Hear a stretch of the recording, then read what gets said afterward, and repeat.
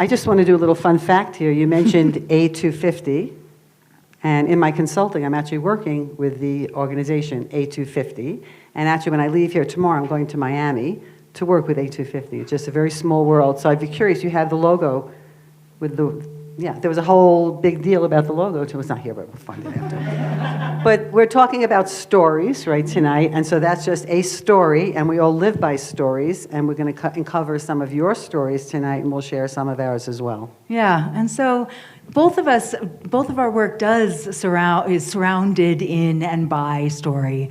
And one of the things that we wanted to do, just to start off, is to really pay attention to how these stories carry our minds, right? How we make meaning in our lives based on the stories that we are telling ourselves, that we are told, that we're kind of, oh, sorry, the mic.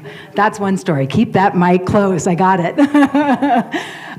So we thought what we would do, actually, is start right off with you. Start right off with wondering about you in your own terms. So we have a slide, and this is what we thought we would do. When you think about who you want to be, who do you aspire to be? Okay? So what are some of the words to describe you as your most inspired, aspired self? Self with a big S. The words are important, and if you pay attention to the neurosciences, they say that the words you use, the stories you tell, actually physically make different kind of grooves in your brain. So we have to be mindful about what we're saying and what we're doing, and the words you say really then influence your behavior and how you live into the world. So think about a word that you aspire to be that would describe you, so somebody would hear that word and go, oh my God, and then get a sense of who you are, right, who you're living into. Think of that word. It doesn't have to be the most brilliant word in the world. I don't know what that would be. It doesn't have to be one word, and then remember that this is a moment in time, so you're going to say a word now. If you were asked the same question tomorrow, you may choose a different word, and that's all fine. So think of the word, and then turn to your neighbor and share that word, and we're going to ask for some of that to be shared out with the larger group. Okay. This is the coffee talk portion. What's self with a big S? It means, very good, great question. It means when we're in our roles as, you're right now in this relationship, right? You're this, but you're also maybe a spouse, you may be a father, we're just talking about when you think of yourself and yourself just as you want to be writ large. Does that make sense? So self with that big S. Yes. So if we've covered half the dictionary, that's fine. We don't need to cover the whole dictionary tonight. Okay. So we're going to ask some of you just to share what is a word. We're going to capture some of that on our flip chart, and then we'll take a look at the words. Who would like to start us off and volunteer a word that they said that they want to aspire to? Just Imaginative. Imaginative. Okay. Nice. One of the stories I carry around is that I'm not a good speller, which I'm not, so I'm going to try to get past that. Inhibiting story, right? My inhibiting story. Okay, imaginative was great. Hopeful. Hopeful. Resilient. I'm just going to ask you to say it again only because we're filming. Resilient. Resilient. Now it's an echo. Resilient. Right? Resilient. Great. Appreciative. Can you just say that again? Appreciative. Maybe one or two more? Chris. Empathetic. Oh, nice. One more? Who said that? I heard like ventriloquism. Kind. Kind. Okay. I second it, Rob. Nice. Nice selection of words. So think about what that does to you when you hear those words. How do you feel looking at those words? What are some things you might do to live those words in your stories? And one of the things that is too bad is that this self with the big S, this self that carries us in these ways that Beth is just talking about, right? That we feel sort of illuminated and we feel imaginative, and the things that we do when we feel that, when we're being carried by that, there's a lot that gets in the way of us being those selves, right? These stories we tell ourselves, the stories other people give us. So it's just an unfortunate thing that we want to be imaginative and hopeful and resilient and appreciative and empathetic and kind all the time, and yet, not so easy. Yeah. So we're going to start you off with another activity, exploring where these stories come from in the first place. So they come from lots of different sources, even before you had a consciousness in this world, probably. So if you think about the social narrative, think about the world around you, the messages you've heard ever since you were growing up. What do you see in the media, on social media all the time? All of these stories go inside, and then they affect, or the messages and the influences affect how we story our lives. And some of those stories work for us and some of them don't. Some of them are very present in our consciousness and some of them are not. So in addition to social narrative, you have an educational narrative. So you think about the different disciplines that you've studied, how much you've studied, how you feel about school. Sorry if I'm causing any trauma reactions to people, but all those educational narratives. When I meet people from different professions, I see how they talk and they frame things differently, right? You have your industry narrative. What sector do you work in? Or what are you part of? What communities are you part of in that way? Because every industry has their own way of speaking as well. Organizational narratives. So which organization you work with, different organizations have values that they espouse. Maybe they live to them, but maybe they just espouse them. But all the organizational narratives happen too. You have your family narratives. You're the one in the family that is, and then fill in the words, right? And so even if you try to outlive some of those stories because you don't like them anymore, they still come back. Think about what happens when you go home for a holiday dinner. We just had a couple of holidays recently. You're right back to being that 8-year-old or 12-year-old kid that has not outgrown that story that people attach to you. And then we have the personal narrative. And those personal narratives are we taking from all the other stories that make who we are and that influence us, but we say, I choose to be this. So if I choose to be this in the world, then we're taking all of that and creating our own narrative as much as we can. So I want you to just think a little bit about those stories. Show you another slide before the activity. So we carry all of these multiple stories, and I had a student once come up with this little visual, which I liked. So the different colors represent the different stories that we have, and depending on who you're interacting with, triggers a story to come forward. So if you are, like I'm an educator, so if I'm speaking with another educator, my story of being an educator comes out. If I'm talking to somebody who's also a grandmother, my story of being a grandmother comes out. So the stories are very fluid. They go back and forth in us, and that influences our behavior and how we act, how we interact with others, and what we think of others. So I'd like you to do now, it's a little bit more of a task than the first one of only thinking of a word. Think about a story that you carry with you about who you are that really just, you love it about yourself. It makes you feel good, it's generative, it's positive, it's empowering, right? It's replenishing. What are some of those stories? So think about a story, and you can turn to the same person, you can turn to somebody else, and share that story. So we have a few minutes for this activity. We want to make sure both of you get a chance to say something. So just spend about 2 or 3 minutes. If some of you are detail-oriented and want to give every detail, try to limit that a little bit just for the 2 or 3 minutes that you each tell your story. All right? Everybody good on that? Any questions? And people watching virtually, please also feel free to maybe write something in the chat. If you wanted to share something, we'll try to look at those as well.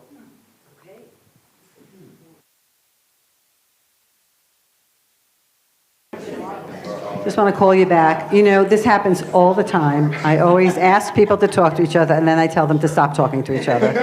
I apologize. I do that, and I don't know how else not to do that. So now, we're going to ask you to think of a story that holds you back. That's a limiting story. You're probably not going to feel as good sharing this story, but we'll have another piece after that, so it's not the end. So a limiting story. What's a story that people tell about you or you tell about yourself and it's just part of you and you're trying to shake it off, but it's still there? Take a minute, take 2 minutes to also switch, right? I won't interrupt you in between. So each person tell a story that's inhibiting, limiting.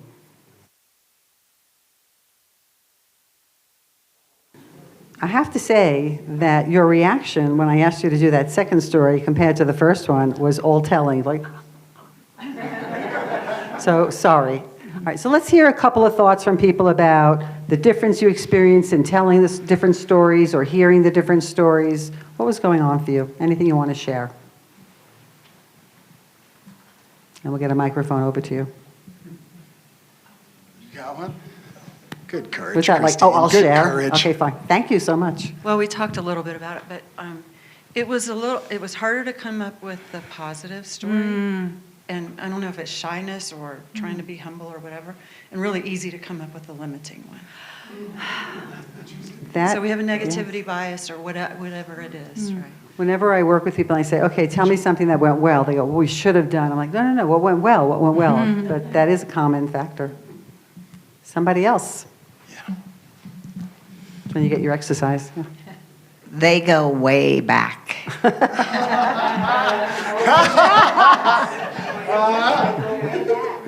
Don't they? It's like, why am I still carrying this story? Like, it doesn't help me.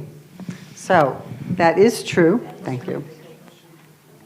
And, I do some writing too. So when I was writing my last book, one of the things I was talking about with stories is why is it that some stories stick? It's like, what is it, Gorilla Glue? It's like they stick. You can't get them off, and others just float on by. So if you don't like those stories, there's a way of restoring the negative ones. So we all have stories that we tell about ourselves. Somebody said, well, who are you? Describe you, and you just tell a story about yourself that you like to tell. And these stories are created by experiences, as we've been talking about, all the different experiences. And we have stories told about us. Oh, yes, and then they say something, and you may or may not agree or like it. And then also take a step back and notice, what does the self-talk and these behaviors lead to? These stories are just going on in our mind, consciously or not. And so sometimes before you even walk into a room, maybe you're going to be asked to go to a party or speak at an event, and you are more like shy or more introverted. What do you have to do to get yourself psyched to go in there? And you have that story of, oh, I'm not really good at talking to people and all of that. That gets in the way. Or like, wow, it's a party, let's go in there. But they lead to different actions. And so you ask yourself here, like, how does it help me? How do these stories help me to be who I want to be and to accomplish what I want? Are they helping me? And how does it get in the way for me to be who I want to be or accomplish what I want? So part of the awareness is what this activity was bringing, is identifying what are those stories that really work well for us. I want to grow those. I want those to take over, and identify the stories that get in the way of you really being who you want to be to your fullest potential. And then I'd like to just hit the delete button on the computer just to delete them. But if you do try to delete them, something else is going to fill the space. So what are you going to put in there to fill that space? What are the parts of the story you can change? If somebody says, well, she's so shy, she can't speak, well, how does that shyness serve you? Maybe it is nice to take a minute to sit back and not blah, blah, blah, blah, blah, blab all the time when somebody just does that. You're being a little bit more reflective. So it's a different way of spinning the story that can be positive and work for you. So we're going to continue on the themes. There'll be some more activities for you. I know you're looking forward to that. And I'm going to hand it over to Vieve now for her portion. Thank you, thank you. So we have a lot of stories in the room, right? So in one scenario, that self that you are was open or imaginative or hopeful in that positive story and that liberating story. And then in the other scenario, not so much, a little bit more puny, a little bit contracted. These are my words, not yours. But the state, right? We asked you to think of a limiting story. I do have notes because part of it matters to me to make sure I hit all the points that that I want to get across. So I'm going to read some. Is this okay? Can you all hear me okay? Okay. So if we can pay explicit attention to how we are carried by these stories and the meaning that we're making, we can become a little bit more curious. This is exactly what Beth's last slide was about. We can become a little bit more curious about our own performance, our own conscious performance. And thus, with a little practice, we can become a little bit more expanded, right? We can become expanded rather than truncated. So we spontaneously want to use our minds better. We spontaneously want to be more curious, more discerning, more imaginative and conscientious rather than not. So, slide 1, yes, So insight artistry, that's what I'm here to really talk about, and that's what Megan mentioned that I do. Insight artistry is the method for collaborative creativity and art making that TÉA Artistry, my company in New York, uses. And it takes its bearings from insight method. I don't know if any of you heard of insight method, but it is a method that's used in law, in leadership. It's really like a study of consciousness. And it's really also used in the field of conflict transformation. An insight method is undergirded. I think you can go ahead. Yep, great.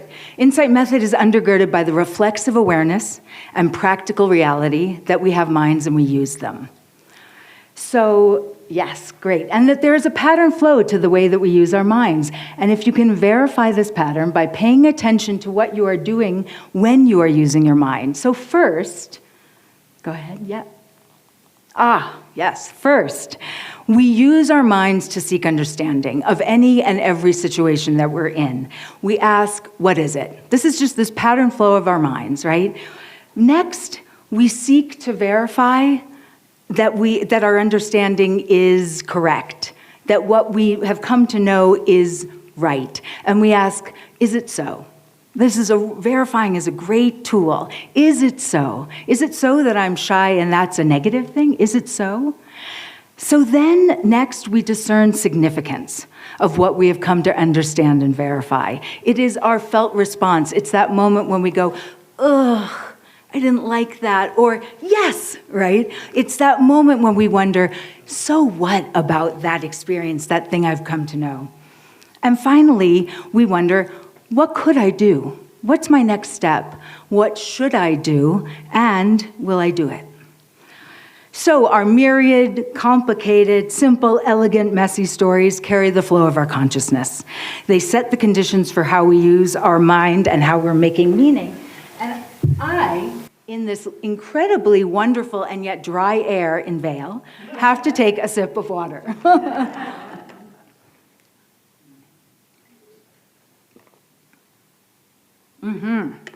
Great. So, not that when we're paying attention, not that these stories, that they change the structure of our minds, but they direct what we pay attention to, right? And how well we use our minds. The stories that we are carried by, direct what we wonder about, whether we are curious in our understanding, critical in our verifying, discerning or elemental in our valuing, and are we able to be imaginative when we're deliberating the options, right? When we're wondering what we can do. Are we able to be imaginative? Are we able to be conscientious when in our evaluating, what should I do? And finally, are we free in our deciding, or are we somehow constrained? Okay, so insight artistry. Yes, Beth, thank you. Insight artistry has a theory of change. And insight artistry, the theory of change is a healing and transformative one, and it posits that by paying attention to the conscious and the more than conscious aspects of our mind when we are creating art. Again, I'm now on insight artistry. This is how we create art. If we are paying attention to the conscious and more than conscious aspects of our mind when we're creating art, artists and audience members are going to be able to think more critically, value more discerningly, and act more conscientiously. And when we are making art from this place, the art itself can explore what it takes to move from that truncated place, right, that limiting story place, to a more expanded one. And thus, what it takes to transcend some of our individual and group biases. That's what our theater is about. That's what we're looking to do. And it really does enable audiences and artists to live their lives more authentically. So how do we do this, right? We have a method. Insight Artistry has a method. And it is, you can go ahead, I think, yes? And it is based on 4 activities. So they're interdependent activities. They are critical discovering. You don't have to go quite yet, Beth, thanks. Critical discovering, creative exploring, aesthetic or artistic expressing, and being present to spiritual possibilities. These are the 4 activities of insight artistry. These 4 activities are interior and social, so they take place in the minds of the artists, in the individual minds of the artists, and between and within collaborating artists, right? So the 2 minds that are together, with community members during our insight conversations, and with a wider pattern of interaction between artists and audiences. So what is critical discovering? This is the first activity of Insight Artistry. It is a process for understanding where artists activate their curiosity toward that which is not known yet. Insight Artistry uses critical discovering as an ongoing part of the creative process to ask what matters and what is happening within themselves and also for others. We do this through what we call insight conversations. We usually do about 40 or 50 insight conversations with people in the community that we're attending to, and we ask curious questions about their knowing, about their valuing, and about their deciding. So, for example, when we were creating Cadence Home, we created a piece about veterans coming home from the wars in Iraq and Afghanistan. We talked to veterans, we talked to their families, we talked to their loved ones, and we had these insight conversations, and we began the conversation by asking, what decisions have you made since you've been home? And if you could have a conversation with anybody, what would you want to say, and what would you want them to understand? Right? So this is the kind of curious questioning we're asking, to ask people how they're, not only the stories, but how they're using their minds, how they're making meaning, how they're moving through the world, what decisions they're making. So these conversations are confidential, but they are the amalgam, these conversations are the amalgam that provide the data and the content for the devised piece that we create. We continue, so this is a recurring, some of these activities come back, it's a recurring thing, and we use critical discovering to figure out the character's backstory, to address a problem in the script, and to decide the next steps for the collaborative process. The next activity is creative exploring. And here, this is in our process, this is our process of discerning significance. This is that valuing part. Using reflexive techniques to guide artists to engage their interiority, their felt responses, feelings, insights, and thoughts to the discoveries that were made in the insight conversations. So once we've had the insight conversations, we bring the stories and the themes and the issues back to the company of artists, and we wonder individually and collectively, what is my felt response to all this, to all these stories, right? What does it ignite in me? What am I threatened by? Where does my artistic mind go when I engage with these issues and themes? So back to Cadence Home, the piece about veterans. We wrestled with our own, the company of artists, we wrestled with our own ideas and felt responses to the idea of joining the military. We faced into our righteousness and our certainties about the choice to serve or not to serve. We opened ourselves to the pride and the pain and the alienation that we heard about in these insight conversations, and we learned a lot. Next activity is artistic expressing. So this involves conveying meaning and creating artistically the discoveries in the first activity and the explorations in the second that have been done thus far. So we as a company ask, what is it we want to convey? And what is most meaningful and what's the most meaningfully artistic way we can do that? So how can we create a piece that is artistically evocative, that prompts audiences to activate their own curiosity and valuing towards more expansive possibilities in their personal and social spheres? Insight Artistry method allows artists to have more precision in how they convey meaning through art. We have designed activities for artistic expressing that include improvisation and clowning and aspetta, which means wait for a moment in Italian.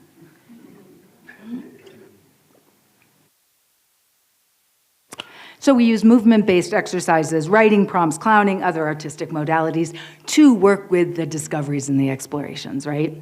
Are you with me? Yes, great. That's my husband.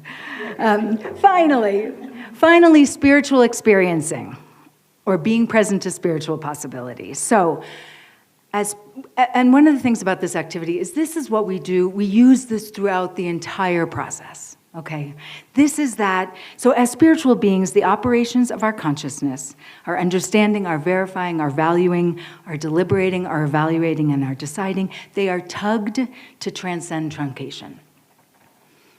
So we talked about the limiting story, right?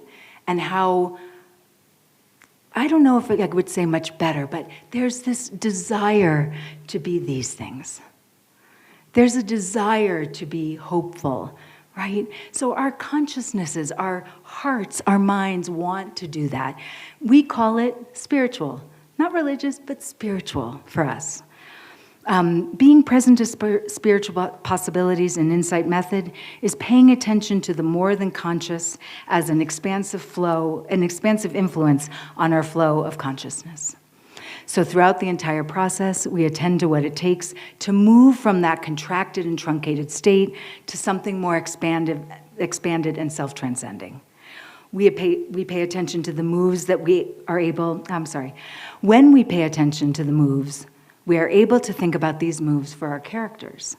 What does it look like when a character has an opportunity to transcend their habits, to transcend their biases, and they don't take it? What does that do to an audience? Look what's about to happen. There's about to be a moment of resilience. Oh, they didn't do it. They couldn't do it. Something got in the way. The old story got in the way, right? And what happens when they do? Oh, she did. He was able to, right? Something happens for us. So this is the spiritual attentiveness we cultivate in our process. Finally, I think we have one more slide. These are all done within the individual minds and as part of a collaborative process, all these activities. We engage our method in what we call Insight Design Labs. These labs are where we collaboratively take ourselves and our characters through the Insight Artistry activities. Critical discovery comes back. That first activity comes back when we seek to discover our characters, who they're going to be, what their relationship is to each other, what their backstory is. Creative exploration comes back around and helps us to continue to engage our minds in conscientious and curious ways with the material we're creating. We wonder about our characters. What is it they hope for? What are they worried about? What decisions have they made? What gets in their way? We ask these questions of ourselves as well. And then we wonder about the most artistic and aesthetic way to express these characters, right? Is it in song? Is it in movement? Is it in a scene? Is it in a spoken word? So speaking of spoken word, I have one more piece that I'd like to share with you that shows what happens after this Insight Artistry process takes place. So what you're gonna see next, I hope. Beth, you wanna get, yes.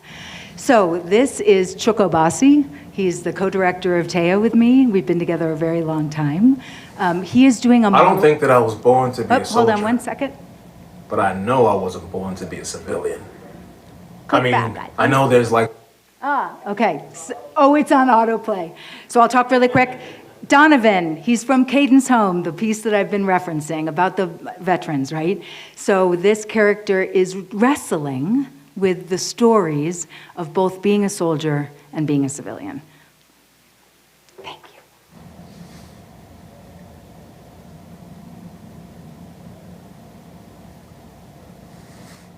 I don't think that I was born to be a soldier. But I know I wasn't born to be a civilian. I know there's like one chance in a million that I go back to the ranks. But I'm tired of falling in line on Wall Street for these legions of banks. I wake up, make my bed, hospital corners, have a shave and a shower, watch the news, stock reports at the top of the hour. I put on my pinstripe notch lapel double-vented single-breasted straitjacket and march straight into hell. From the sound of the opening bell, there are no brothers on the stock market floor. Just life virgins becoming different versions of whores.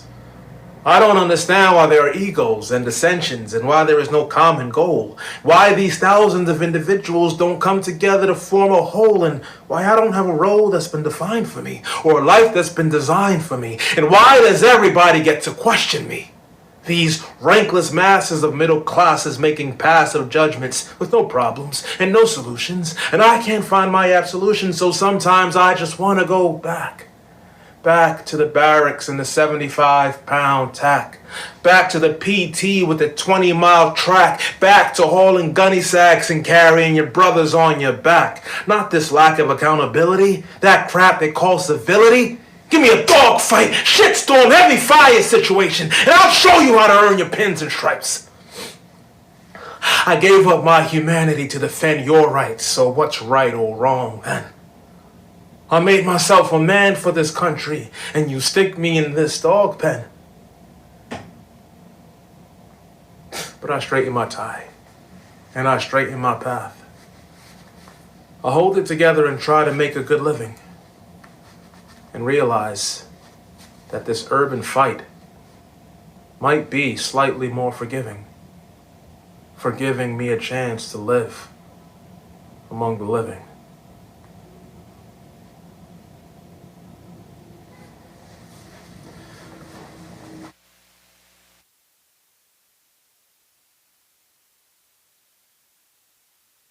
Wanted to take you through an activity here, pulling everything we did together with you this evening. It's really about cultivating a conscious presence to ourselves, and that we have the skills to transcend some of those limiting habits and stories that keep us tethered to our negative stories. And so you can use the same limiting story you identified before, or choose another one if you have more than one. I don't know, some people do. We all do. And then what is it you want to change about the story? What is it that's limiting? What is it that's inhibiting or holding you back? What are you feeling tugged to transcend, to go beyond? Like, enough of this already. How do we get past this? And then how might you go about doing this? So identify that, turn to a neighbor, share that, because they've already heard a lot from you, so you might as well continue, right? And then we'll hear some insights out from you. Thank you. So, what we want to hear from you is not the whole story, but the part you want to change and some ideas you have about how you might do that. Okay? Why do you want to change now? Any part of a limiting story that you want to change and how you might do that. Okay. You mean your memory? Yes.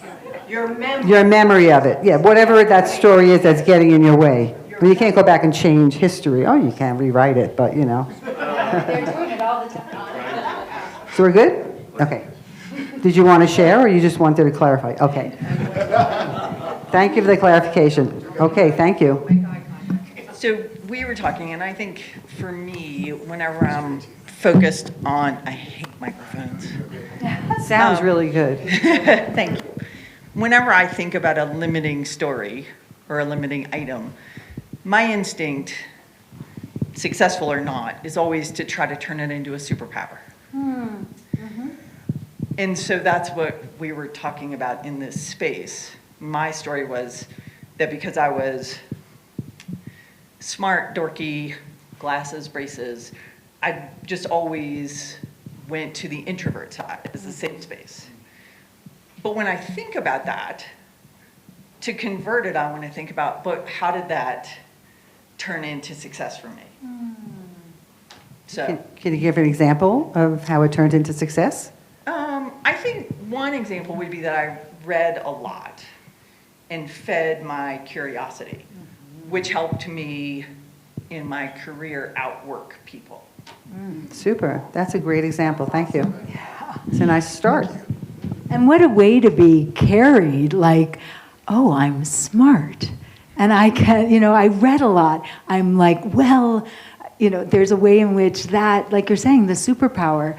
I was at the shy table, and yet I can be carried differently and make meaning out of that. That was really remarkable. Yeah.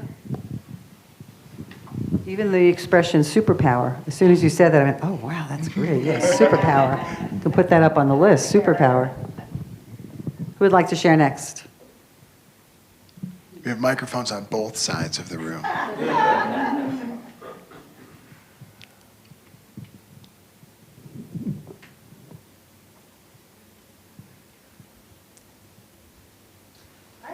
Okay.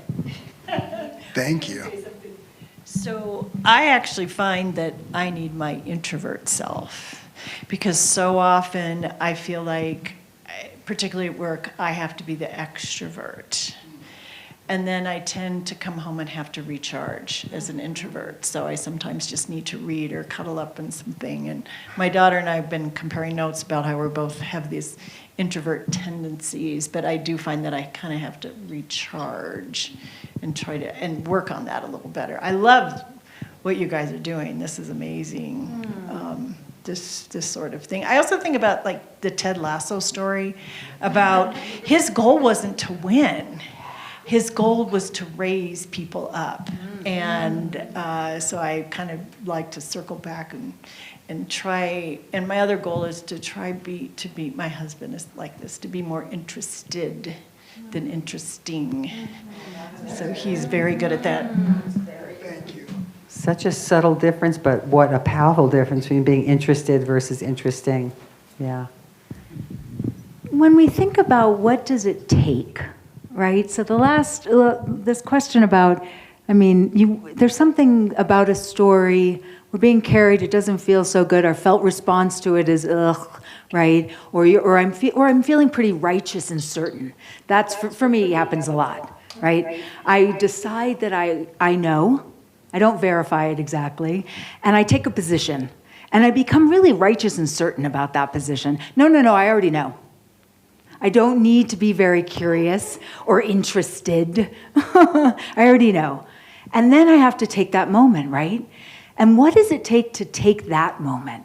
What does it take to say, this is not, I'm definitely defending something, or I'm worried about something, or I'm trying to prevent something from happening by this kind of righteous, certain stance. What might that be? Can I get a little curious about what it is that I'm protecting? What am I hoping for? And how can I'm going to use the word soften, because for me that is useful. How can I soften a little? How can I take a moment? How can I get a little bit introspective so that I might be able to change, right, the way that I'm using my mind? But what are some of the things you do to inject that, for me, softness, but what do you do to when you find yourself in that shrunken place, that contracted place, and you want to do a little of this? I want to do a little. What are those techniques even that you have? Is that a clear question?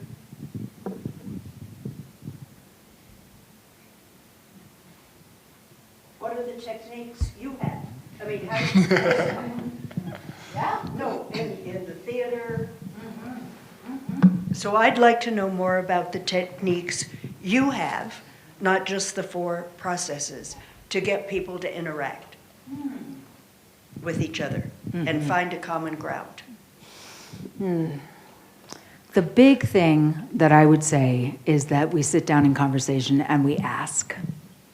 We just get really curious. And we get curious about people on their own terms, which also means then getting curious about yourself on your own terms, right? But really, so when I say getting curious about people on their own terms, I'm not already hypothesizing what I think.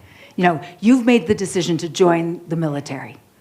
When I go into that conversation, any kind of hypothesis I may have, I try to say, I'm really, really going to get curious right now about you and your story and the way that you're making your meaning, and not in a proby, weird therapist way, by the way, just in a really authentic way. What matters to you? What were you hoping for? What were you going for? What were the things you were, worrying about? What are the decisions you're making now? That kind of, so the techniques and what that does, I will say, is that it not only allows me to hear about the story, but it gives the person the opportunity to take that moment to wonder, like, oh, what was I thinking? What was I doing? It opens up that conscientiousness a little bit more, right? So it's both for me, but it's also that moment for the person, like, oh, actually, I don't know. I kind of hadn't thought about that exactly before. Or wow, nobody's necessarily asked me that question. So the word curiosity is something I use a lot in my work as a governing kind of principle about being curious. Because when you're curious, then you take away the judgment part.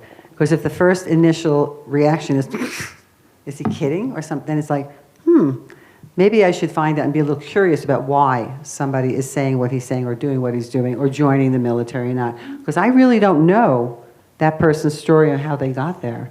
And so I do a lot of work in negotiation. And when you talk about a technique also being in conversation, just being present, many people get very anxious about, not anxious in a good way, about the, hey, negotiation. No, it's like, oh my God, I have a negotiation. I said, it's just a conversation. Just a conversation, go in with curiosity, find out what this person's thinking, what they're doing, and be present. Because if we're in our heads always thinking about, what am I going to say next? How am I going to respond? What am I going to do? Then you're not present anymore. So you're really not paying attention. But if you just, for any of you who've practiced meditation, or just lower that attention away from your head, just lower it down, and just be present in the conversation. Eventually, you will figure out what it is you need to say or do. Even if you're saying, I need a minute just to reflect on that. That's okay too. You can buy yourself time. But the curiosity, just being in conversation and relationship and being present, I think really work well. And that can also help you change those stories you have too. From our online audience, Kat added inner resonance and breathing and feeling the signals in her body. Great. That's really that attending, right? That's part of being, that's what helps to be present is, what was the first word? Resonance. Resonance, right. So just as it were, checking in a bit. What is going on for me? What am I feeling? It's that valuing. What's the significance of this? Yeah. Any other, so now we can sort of, I can feel the room, right? There's a little, let's just open it up now. So are there questions for us? Including from online. Yes. So I'm curious about the subconscious. I know I have experiences where suddenly my subconscious takes me somewhere that I wasn't aware of or that I'd forgotten in my history. And then I'm curious about body memory, because I know there are many times when something occurs and I make a motion or I take a step and it takes me somewhere in my past that I'd totally forgotten about. So I think there are other things at play that I experience through my senses that have to do with the subconscious and have to do with body memory. Yeah, some people say that you uncover things that you're ready to uncover, or timing is everything, because the story's always been there, right? But now suddenly it surfaces. So it surfaces because maybe you're just ready to address it or deal with it or pay attention to it. And so we have to trust. I operate a lot on trust and agency. So I have to trust that whatever's going on, I'll be able to handle in one way or another, one level or another, individually or with other people. And that the sense of agency is we all can do something. We all can do something. So you might even just ask yourself a simple question like, where'd that come from? What's that about? Why am I knowing about that now? And I remember, so I lived in Japan for a while, and I remember all the different pressure points that you have, acupressure or for acupuncture. And I remember this book once that you carry the emotions in your body. So if something starts to hurt you, or you pay attention suddenly, we just always go around our lives until we can't. Something stops us. So I woke up this morning with a sore throat. I'm like, no, I have to talk tonight. I can't have a sore throat. What's going on there? Why did I suddenly feel that, So there's always this ways of becoming aware, because all these things are there all the time. They're just not in our consciousness. So I think it's a good thing, because your body and your mind and your spirit and your everything is letting you know, you're ready to deal with this. That's just my take on it. The only thing I was thinking about when you were saying that is just in terms of when we're creating pieces, we rely I don't know about the subconscious, but on what our body is doing and telling us. So we do a lot of, physicality and physical exercises and movement exercises are so much a part of creating. And it's really saying I am definitely going to pay attention to what my body's telling me, what is arising now. That's a lot of data. That gives you a lot of data, and particularly in the realm of valuing. So if you go, I just don't know what I think about that. Take that moment You know, roll around on the floor, give yourself the acupressure, whatever it is, but it will tell you something. So Give another one over since here. we're discussing, since you're talking about stories, would you both share a story or two about how this has played out in some of your experience with conflicts or in communities or in some of the hot topic issues that you've engaged with?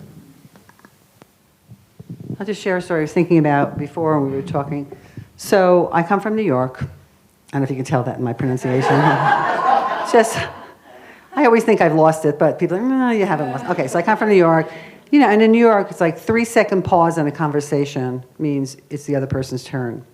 So then I go and I move to Japan, and I'm living in Japan, and I remember just like having this knot in my stomach, like, I don't know if it's my turn to talk or not. I'm trying to be respectful, but the person said something, and to me it didn't sound like a complete thought, so I thought they were continuing, but they weren't continuing, and I just remember the physical angst of being in that moment.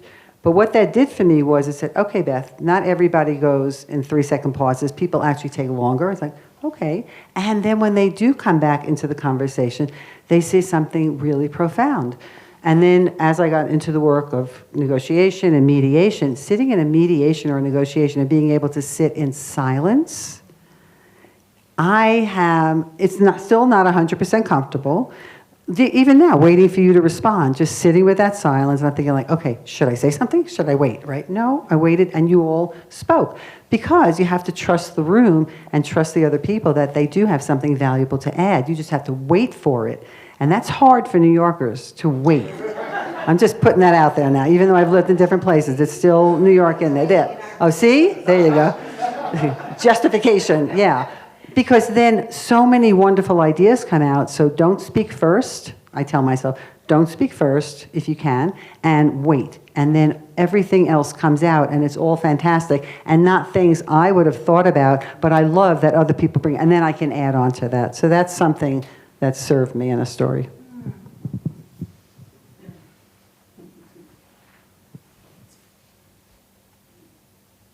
So many, and yet, what do I want to say? I'm not sure. The thing that just came to me when you asked that, Megan, was that there's a little bit of a story I carry around about TÉA, which is that we tackle, we wonder about, we address conflict situations or things that are causing conflict in the community. So when we first started, we did being Muslim and non-Muslim post 9/11. And then we moved on to sort of the same set of issues, but from a different place, which was being, returning from the wars in Iraq and Afghanistan.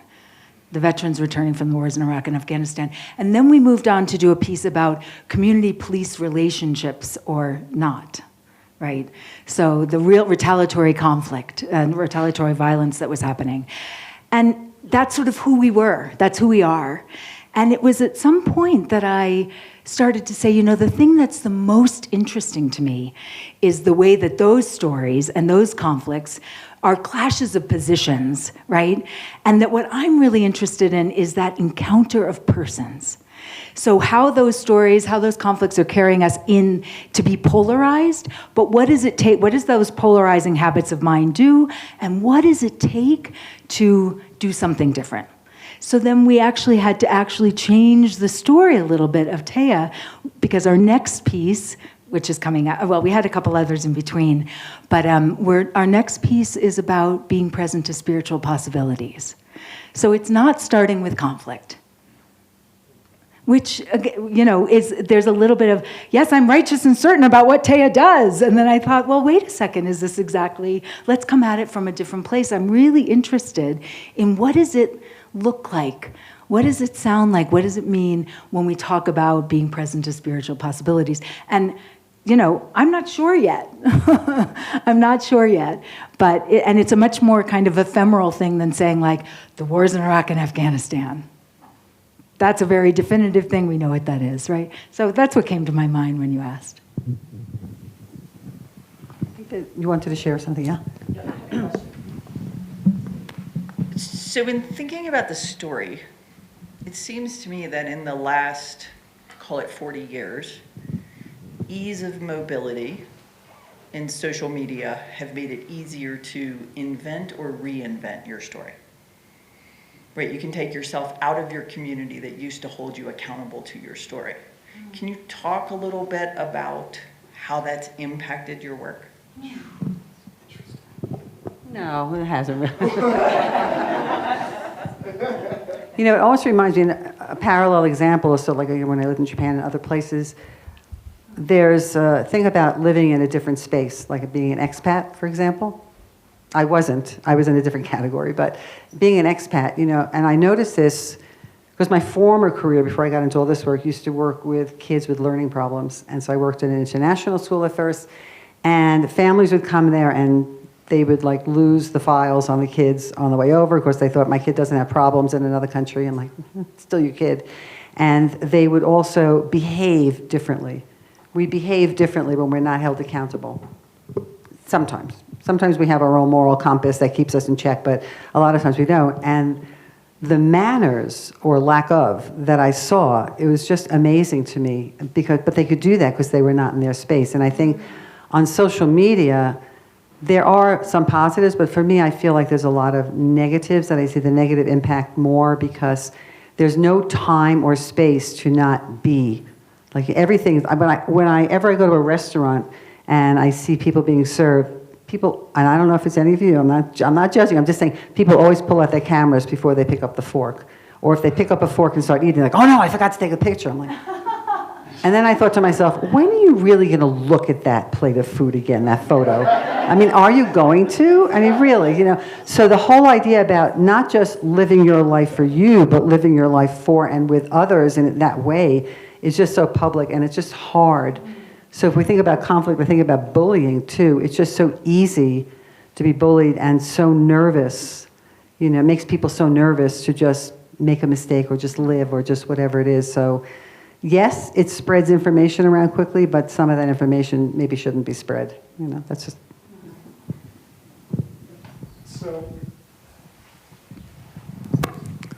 talking about conflict resolution and listening and reacting to what you're hearing, we're living in interesting times.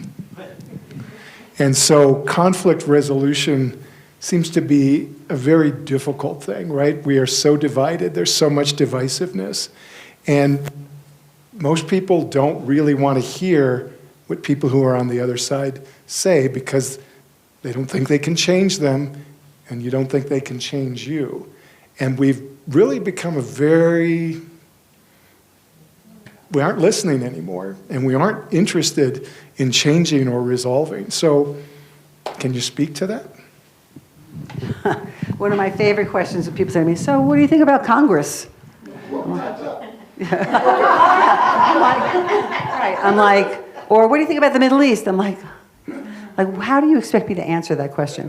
This is something we talk about a lot, is that people are not listening or not present. Dialogue is like taking a back seat. There's a lot more polarization. And then because of social media and everything else, all the analogs just sort of bring us to they bring us to hearing the voices that reinforce our opinion. You know, the formulas, the algorithm, that's what I meant to say, the algorithms. They bring us to those places so we're not, you know, stepping outside of that. So one of the things we've been doing at the university is we've been implementing different initiatives to try to get people just to talk to each other. Because Columbia University's kind of been in the news a little bit over the past couple of years. We've had a little bit, but it's an opportunity, right? So it's an opportunity. I got busier on campus than I had been. We weren't paid attention to as much on campus as I think we could have been or should have been. But then once all the stuff started happening, we came in, and then it quieted down for a while. And then people said, oh, you know, and then of course you immediately get distracted to other things.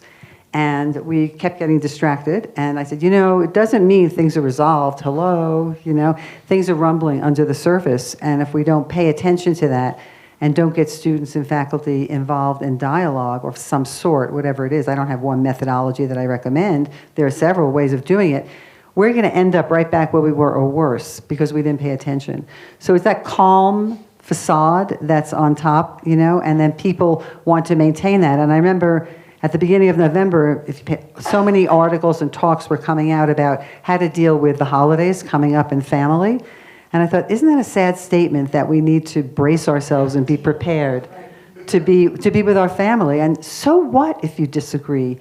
I mean, I'm with family members that I don't agree with anything that they believe, politically, but they're my family, So you have to with stories too, they shift. So what's the overarching story you're going to lead with? So if you go in there thinking the overarching story is, I can't stand what this person believes, that's going to influence your whole behavior during the whole dinner. But if you go in with a story and say, this is my family and I love them and I care about them, that's going to shift how you behave in the moment. So we just need to do more. We can't give up. I'm very optimistic, because if we give up, then what? Not that I'd be out of work, but then what? But what I find happening is that you recognize that people who are in your life do think very differently, and that you can't talk about these issues, so you don't talk about these issues. So you try to focus on the things of why you love that person, why they're in your life, why they're your friend, and you just don't go there.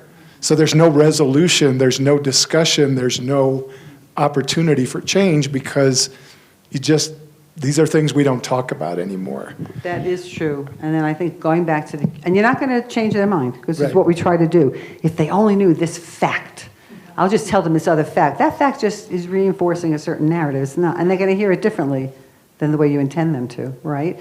You can ask a question. You're like, gee, I'm curious, what do you think about? But you really have to be curious. You can't pretend, because I'm curious, and then you're like, no, that doesn't work, so. Well, I just love what you said, Beth, too, about going into the situation, if we're taking, family, but going in with the story already. We don't agree, what they think is wrong, right? But if you try to sort of say, who do I want to walk in as? I want to walk in as that curious person. I do love this person, and in fact, it's been this minefield. What can we do to change that? And that curiosity, that wondering, that injecting, and actually asking for reciprocity. And let me tell you what is important to me, why I feel these things. What I would say too is that's why we're creating this art, is to give audiences an opportunity to be in a space together. We just did a piece that took us 5 years to create, that we did a bunch in New York and we did in Raleigh, North Carolina, about race. And that's a bit, and when you get down to it, the dynamics of race, they can be quite polarizing. And it was a remarkable thing to have very mixed audiences and to do a piece where it said, let's just wonder together about how we came to these, how we came to this. What is racism? What does it mean to live together now, right? And we really asked the questions, and it was quite for me, quite a profound experience every time we did the piece for audiences. So one way to do it too is to start creating art that starts dialogue. Start creating art that asks us to be, what's going on for me, that I can see in these characters too. I identify with this character. I don't identify with this character at all, but I'm learning something. And to take that back into your communities. Just one more thought on that. Not every person should we have every conversation with. That's just the reality of it, right? I mean, if I think of myself, how important is it for me to discuss this topic with this person? What am I hoping for? If I know I'm going to be disappointed, or what am I hoping for? So I'm not going to have the conversation with that person. I'll have a different conversation. I'll have that conversation here. And I just choose, because there are people I know, all through their lives, they've held beliefs that I don't agree with. But they're still, who they are, and I still care for them or not, and then if I'll associate with them or not, right?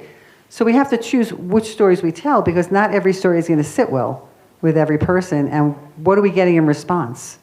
Right? So if it doesn't feel good what you're getting in response, then maybe don't have that conversation if you can. Now, if there's nothing else to talk about, just sitting there the whole night can be awkward. You either try to not to be with that person or find something. There have to be, all of you have interesting lives. There has to be something you can talk about. Go Broncos. I think we have time for one or two more. And is there anything online also?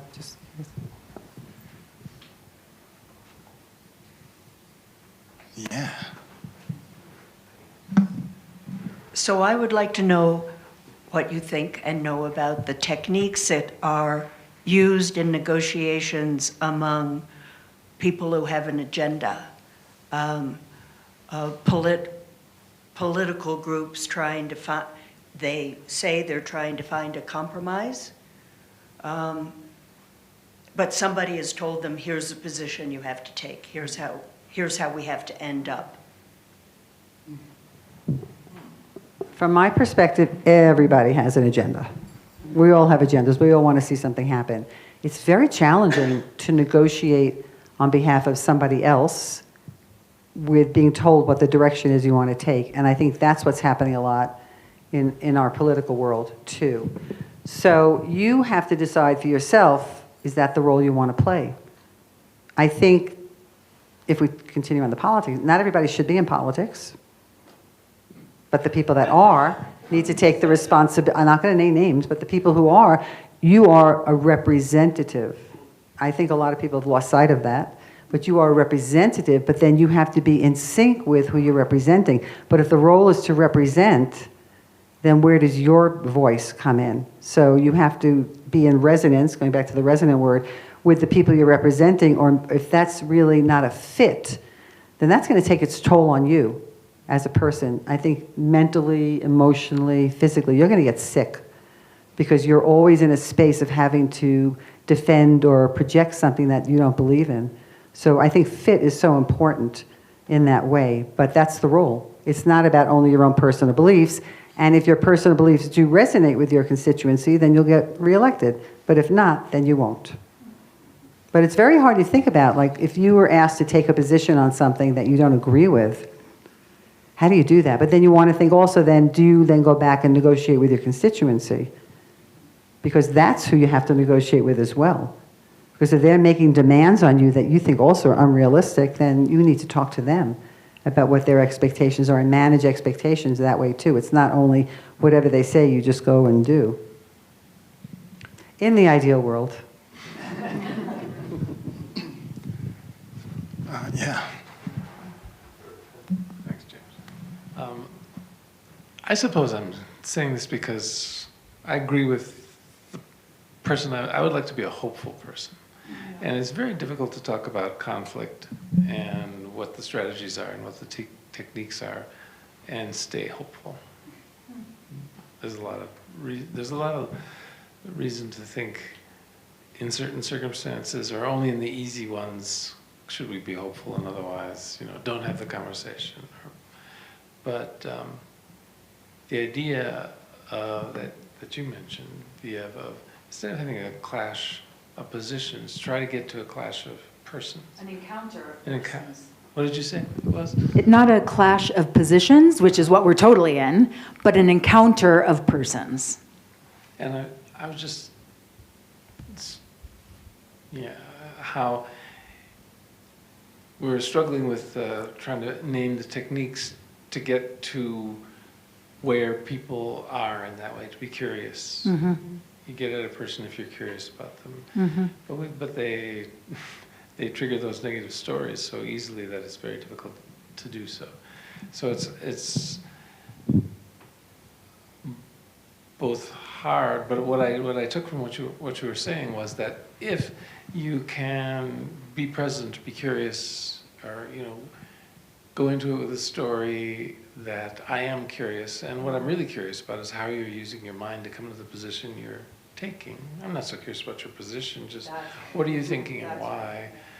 Then I would have some hope that since most people like to talk about themselves and most people are really dramatically interested in what their own stories are, and to pay attention to why they're using their minds the way they are, to say, oh, you think that? How come?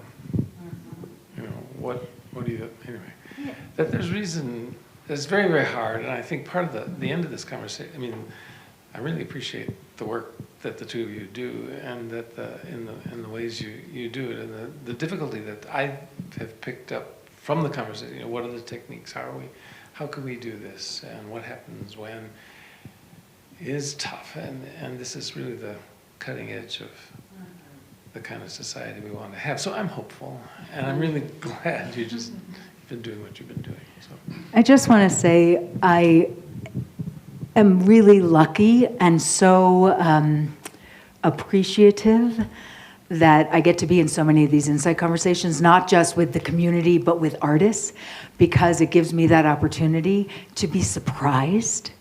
So I just remember being in so many conversations. And I had my own stories about people who decided to join the military, you know, because at the time for Iraq and Afghanistan, people were joining, they were signing up, right? And I had tons of stories. They were old stories. They were given to me from my radical father, etc. And I would sit down with someone who served, who had come back from Iraq or Afghanistan, and start these conversations. And oh my gosh, my mind was blown at just how thoughtful and full of, it was just remarkable how wrong I could be in some of those old stories that set the conditions for my own mind, and how surprised and hopeful I became after every single one of these insight conversations that we have.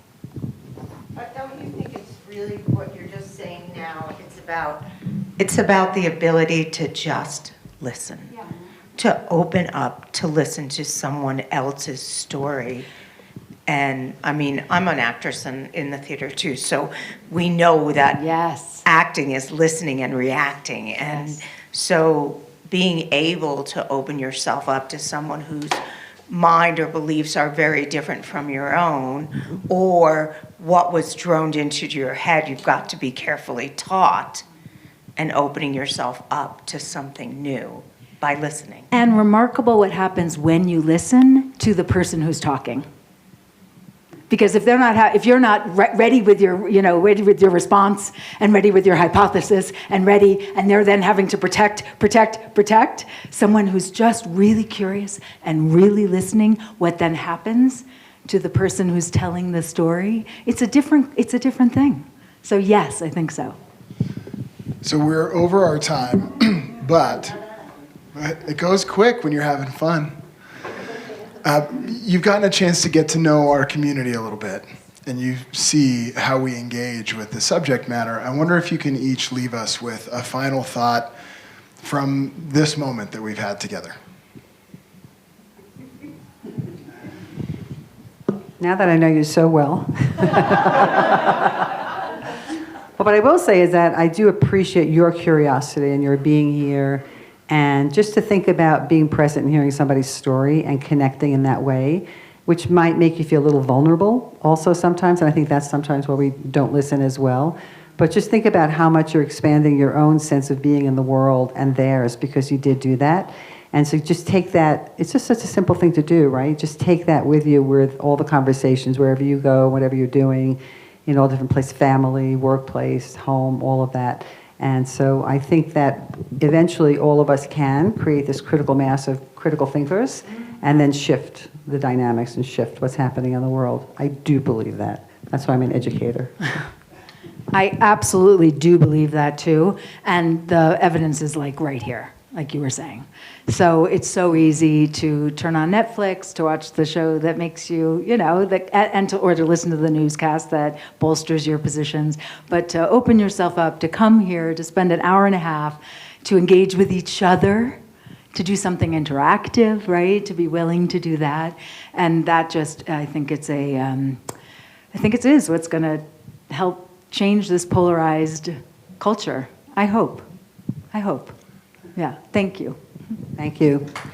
Ladies and gentlemen, Dr. Beth Fisher-Yoshida, Vieve, Radha Price. Thanks to you both. Thank you so much.